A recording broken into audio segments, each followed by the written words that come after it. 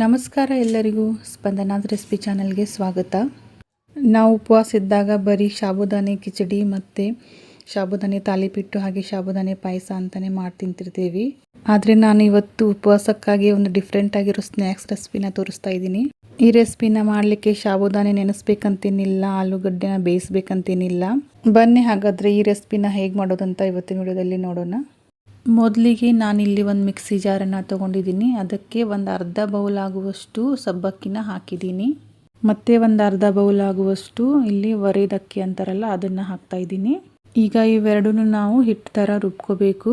ನೋಡಿ, ಈ ಥರ ನಾನಿಲ್ಲಿ ರುಬ್ಕೊಂಡಿದ್ದೀನಿ. ಈಗ ಈ ಹಿಟ್ಟನ್ನು ಪಕ್ಕಕ್ಕೆ ಎತ್ತಿಡೋಣ. ಇಲ್ಲಿ ನಾನು 2 ಮೀಡಿಯಮ್ ಸೈಜ್ ಆಲೂಗಡ್ಡೆನ ಈ ಥರ ಮೇಲಿನ ಸಿಪ್ಪೆನ ತೆಗೆದುಬಿಟ್ಟು ತೊಗೊಂಡಿದ್ದೀನಿ. ಈಗ ಈ ಆಲೂಗಡ್ಡೆನ ನಾವು ತುರಿದ್ಬಿಟ್ಟು ತೊಗೋಬೇಕು. ನೋಡಿ, ಈ ಥರ ನಾನು ಆಲೂಗಡ್ಡೆನ ತುರಿದು ತೊಗೊಂಡಿದ್ದೀನಿ.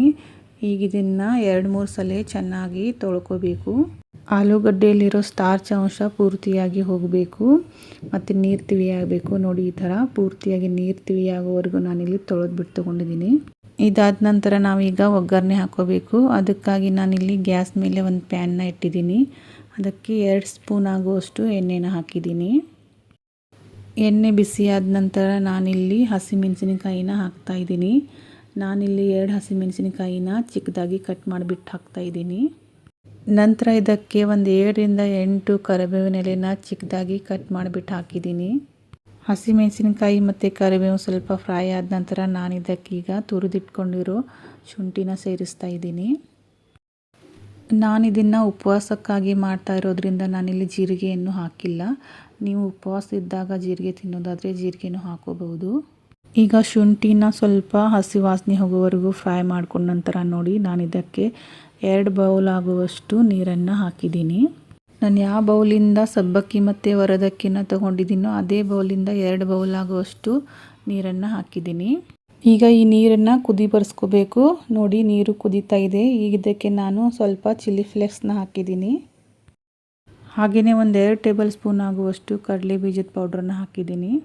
ಕಡಲೆ ಬೀಜನ ಹುರಿದು ಸ್ವಲ್ಪ ತರಿಯಾಗಿ ರುಬ್ಕೊಂಡಿರೋ ಪೌಡರ್ನ ನಾನಿಲ್ಲಿ ಹಾಕಿರೋದು. ಹಾಗೆಯೇ ಚಿಕ್ಕದಾಗಿ ಕಟ್ ಮಾಡಿ ಇಟ್ಕೊಂಡಿರೋ ಕೊತ್ತಂಬರಿ ಸೊಪ್ಪನ್ನ ಹಾಕಿದ್ದೀನಿ. ಮತ್ತು ಈಗ ಇದಕ್ಕೆ ರುಚಿಗೆ ತಕ್ಕಷ್ಟು ಉಪ್ಪನ್ನು ಹಾಕ್ತಾಯಿದ್ದೀನಿ. ಹಾಗೆಯೇ ನಾವು ಆವಾಗಲೇ ತುರಿದಿಟ್ಕೊಂಡಿರೋ ಆಲೂಗಡ್ಡೆನ ಹಾಕ್ತಾಯಿದ್ದೀನಿ.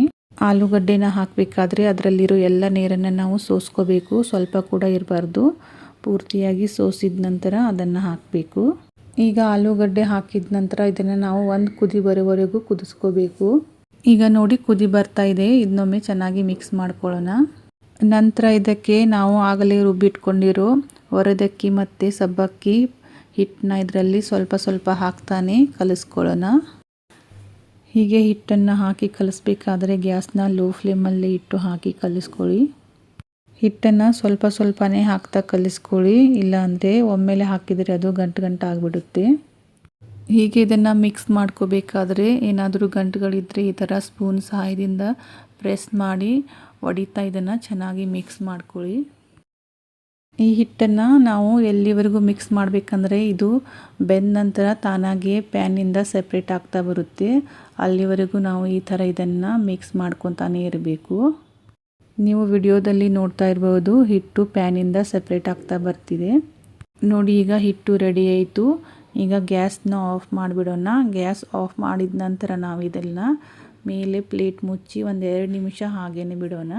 ಈಗ 2 ನಿಮಿಷ ಆದ ನಂತರ ನಾನು ಇದನ್ನು ಬೇರೆ ಪಾತ್ರೆಯಲ್ಲಿ ತೆಗಿತಾ ಇದ್ದೀನಿ.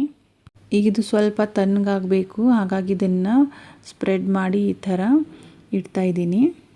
ಇದನ್ನು ಪೂರ್ತಿಯಾಗಿ ತಣ್ಣಗಾಗೋದಕ್ಕೆ ಬಿಡಬಾರ್ದು. ಸ್ವಲ್ಪ ಬಿಸಿ ಇರುವಾಗಲೇ ನೋಡಿ, ಈ ಥರ ಕೈಗೆ ಸ್ವಲ್ಪ ಎಣ್ಣೆನ ಹಚ್ಕೊಂಡು ನಾನಿಲ್ಲಿ ನಾದ್ಕೋತಾ ಇದ್ದೀನಿ. ಇದನ್ನು ನಾವು ತುಂಬ ಹೊತ್ತು ನಾದಬೇಕಂತೇನಿಲ್ಲ, ಸ್ವಲ್ಪ ನಾದಿದ್ರೆ ಸಾಕು. ನೋಡಿ, ಈ ಥರ ನಾನಿಲ್ಲಿ ಸ್ವಲ್ಪ ಈ ಹಿಟ್ಟನ್ನು ನಾದಿದ ನಂತರ ಇದನ್ನು ಉಂಡೆಗಳಾಗಿ ಮಾಡ್ಕೋಬೇಕು. ಕೈಗೆ ಹಿಟ್ಟು ಅಂಟುತ್ತೆ, ಹಾಗಾಗಿ ಸ್ವಲ್ಪ ಕೈಗೆ ಎಣ್ಣೆನ ಹಚ್ಕೊಂಡು ನೋಡಿ ಈ ಥರ ರೌಂಡಾಗಿ ನಾನು ಮಾಡ್ಕೋತಾ ಇದ್ದೀನಿ. ನೀವು ಇದನ್ನು ಯಾವ ಶೇಪಲ್ಲೂ ಬೇಕಾದರೂ ಮಾಡ್ಕೋಬೋದು. ನೋಡಿ, ರೌಂಡ್ ಬೇಕಾದರೆ ರೌಂಡು, ಇಲ್ಲಾಂದರೆ ನೀವು ಈ ಥರ ಸಿಲಿಂಡರ್ ಶೇಪಲ್ಲಿ ಬೇಕಾದರೆ ಸಿಲಿಂಡರ್ ಶೇಪಲ್ಲಿ ಮಾಡ್ಕೋಬೋದು. ಇಲ್ಲಾಂದರೆ ವಡೆ ಥರ ಇದನ್ನು ತಟ್ಕೋಬೋದು. ಇಲ್ಲಾಂದರೆ ಉದ್ದಿನ ವಡೆ ಮಾಡ್ತೀವಲ್ಲ ಆ ಥರ ಮಧ್ಯದಲ್ಲಿ ಈ ಥರ ಹೋಲ್ ಮಾಡಿಕೊಂಡು ಮಾಡ್ಕೋಬೋದು. ಆದರೆ ನಾನಿಲ್ಲಿ ರೌಂಡ್ ಶೇಪಲ್ಲಿ ಮಾಡ್ಕೋತಾ ಇದ್ದೀನಿ. ನೋಡಿ, ಈ ಥರ ಎಲ್ಲ ಹಿಟ್ಟನ್ನು ನಾನಿಲ್ಲಿ ರೌಂಡ್ ಶೇಪಾಗಿ ಮಾಡ್ಕೊಂಡಿದ್ದೀನಿ. ಈಗ ಇವನ್ನೆಲ್ಲ ಎಣ್ಣೆಯಲ್ಲಿ ಫ್ರೈ ಮಾಡ್ಕೋಬೇಕು. ಹಾಗಾಗಿ ನಾನಿಲ್ಲಿ ಗ್ಯಾಸ್ ಮೇಲೆ ಎಣ್ಣೆನ ಕಾಯೋಕ್ಕಿಟ್ಟಿದ್ದೀನಿ. ಈಗ ಎಣ್ಣೆ ಬಿಸಿಯಾಗಿದೆ ಇಲ್ಲ ಅಂತ ನೋಡಲಿಕ್ಕೆ ನಾನು ಒಂದು ಸ್ವಲ್ಪ ಹಿಟ್ಟನ್ನು ಅದರಲ್ಲಿ ಹಾಕಿದ್ದೀನಿ. ಹೀಗೆ ಹಿಟ್ಟನ್ನು ಹಾಕಿದ ನಂತರ ನೋಡಿ ಅದು ತಕ್ಷಣವೇ ಮೇಲೆ ಬರ್ತಾ ಇದೆ, ಅಂದರೆ ಎಣ್ಣೆ ಸರಿಯಾಗಿ ಬಿಸಿಯಾಗಿದೆ ಅಂತ ಅರ್ಥ. ಈಗ ಪ್ಯಾನಲ್ಲಿ ಎಷ್ಟು ಹಿಡಿಸ್ತಾವೋ ನೋಡಿಕೊಂಡು ಅಷ್ಟು ಬೌಲನ್ನು ಹಾಕಿ ಫ್ರೈ ಮಾಡ್ಕೋಬೇಕು. ನೀವೇನಾದರೂ ಮೊದಲೇ ಬಾರಿಗೆ ನಮ್ಮ ಚಾನಲ್ನ ನೋಡ್ತಾ ಇದ್ದರೆ ಪ್ಲೀಸ್ ಸಬ್ಸ್ಕ್ರೈಬ್ ಮಾಡಿ, ಹಾಗೆ ಸಪೋರ್ಟ್ ಮಾಡಿ. ಮತ್ತು ಈ ರೆಸಿಪಿ ಏನಾದರೂ ಇಷ್ಟವಾಗಿದ್ದರೆ ಒಂದು ಲೈಕ್ ಮಾಡಿ ಮತ್ತು ಶೇರ್ ಮಾಡಿ. ಇದನ್ನು ಕರಿಬೇಕಾದ್ರೆ ನಾವು ಗ್ಯಾಸ್ನ ಮೀಡಿಯಮ್ ಟು ಹೈ ಫ್ಲೇಮಲ್ಲಿ ಇಟ್ಟು ಕರಿಬೇಕು. ಇದು ಪೂರ್ತಿಯಾಗಿ ಗೋಲ್ಡನ್ ಬ್ರೌನ್ ಕಲರ್ ಬರೋವರೆಗೂ ನಾವು ಇದನ್ನು ಫ್ರೈ ಮಾಡ್ಕೋಬೇಕು. ಇದರಲ್ಲಿ ನಾವು ಸಬ್ಬಕ್ಕಿ ಹಾಕಿರೋದ್ರಿಂದ ಫ್ರೈ ಮಾಡಬೇಕಾದರೆ ಸ್ವಲ್ಪ ಸಮಯ ತಗೊಳುತ್ತೆ. ಮತ್ತು ಲೋ ಫ್ಲೇಮಲ್ಲಿ ಇದನ್ನು ಫ್ರೈ ಮಾಡಿದರೆ ಎಣ್ಣೆ ಜಾಸ್ತಿ ಹೀರ್ಕೊಳ್ಳುತ್ತೆ. ಹಾಗಾಗಿ ಇದನ್ನು ಫ್ರೈ ಮಾಡಬೇಕಾದ್ರೆ ಮೀಡಿಯಮ್ ಟು ಹೈ ಫ್ಲೇಮಲ್ಲಿ ಇಟ್ಟು ಫ್ರೈ ಮಾಡ್ಕೊಳ್ಳಿ. ಹೀಗೆ ಒಂದು ಕಡೆ ಫ್ರೈ ಆದ ನಂತರ ಇದನ್ನು ತಿರುವಿ ಹಾಕಿ ಇನ್ನೊಂದು ಕಡೆ ಫ್ರೈ ಮಾಡ್ಕೋಬೇಕು. ಹೀಗೆ ಇದನ್ನು ಮಧ್ಯದಲ್ಲಿ ಈ ಥರ ತಿರುತ್ತಾ ಇದನ್ನು ಪೂರ್ತಿಯಾಗಿ ಗೋಲ್ಡನ್ ಬ್ರೌನ್ ಕಲರ್ ಬರೋವರೆಗೂ ನಾವು ಇದನ್ನು ಫ್ರೈ ಮಾಡ್ಕೋಬೇಕು. ಈ ರೆಸಿಪಿನ ನೀವು ಉಪವಾಸ ಇದ್ದಾಗ ಅಷ್ಟೇ ಅಲ್ಲದೆ ಸಂಜೆ ಟೀ ಜೊತೆಗೆ ಸ್ನ್ಯಾಕ್ಸ್ ಥರನೂ ಮಾಡ್ಕೊಂಡು ತಿನ್ಬೋದು. ಈ ಬಾಲ್ಸ್ನ ನೀವು ಉಪವಾಸ ಇದ್ದಾಗ ತಿನ್ನೋದಾದರೆ ಮೊಸರು ಜೊತೆ ತಿನ್ಬೋದು, ಇಲ್ಲಾಂದರೆ ಹಾಗೇ ಮಾಡ್ಕೊಂಡು ತಿನ್ಬೇಕು ಅನಿಸಿದ್ರೆ ಇದನ್ನು ನೀವು ಸಾಸ್ ಜೊತೆ ತಿನ್ಬೋದು. ತುಂಬಾ ರುಚಿಯಾಗಿರುತ್ತೆ.